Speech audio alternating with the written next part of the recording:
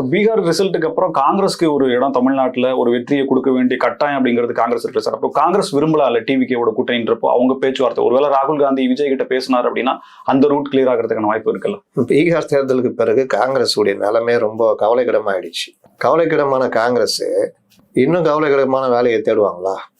கொஞ்சம் மூச்சு விடுறதுக்கு ட்ரை பண்ணுவாங்க. அதுக்கு என்ன வழி? திமுக கூட இருந்தால் தான் பெட்டர். இங்கே ஒரு 25-30 சீட்டு கெஞ்சி கேட்டு வாங்கி ஒரு 20 சீட்டு ஜெயிச்சோன்னா அப்படி தள்ளிக்கலாம். தென் மாநிலங்களில் திமுக மட்டும் தான் அவங்களுக்கு உற்ற நண்பன்.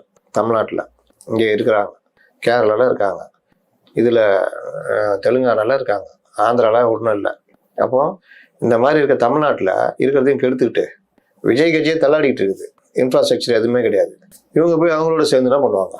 இன்னொரு மக்கள் நல கூட்டணி. நீங்கள் சேர்றாங்கன்றீங்களா? இவங்க சேர்ந்து தேர்தலை சந்திக்கணும்ல, அதை பற்றி யாரும் பேச மாட்டேங்கிறீங்க. இன்னும் ஒரு கட்சி கூட்டணின்றது 2 பேர் சேர்ந்து பேசிட்டாங்க, ரைட்டுப்பா, நாளிலிருந்து நம்ம கூட்டணிட்டு போறதா? ஜெல்லாக சொல்றீங்க. எல்லாமே தேர்தல் எப்படிங்க சந்திப்பாங்க? மேல சொல்லுங்க.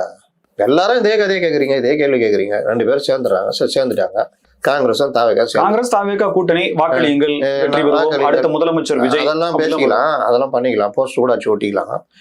தேர்தல் எப்படி சந்திப்பீங்க சொல்லுங்க? எவ்வளவு சீட்டு கொடுப்பாங்க காங்கிரஸ்க்கு? 100 சீட்டு 100 கொடுத்துறாங்க. 100க்கு வேட்பாளர் இருக்காங்களா இவங்கள்ட்ட காங்கிரஸ்ட? சரி, ஒரு 60 வச்சுக்கங்க சார். 234 தாவேகா தனியா நிற்கும் போது இல்லைன்னா குறைச்சி சொல்றேன். 234 அவங்க ததிக்கணும் தோன்றேன். 234 நிக்கிறதே தாவேகாக்கு சிக்கல்.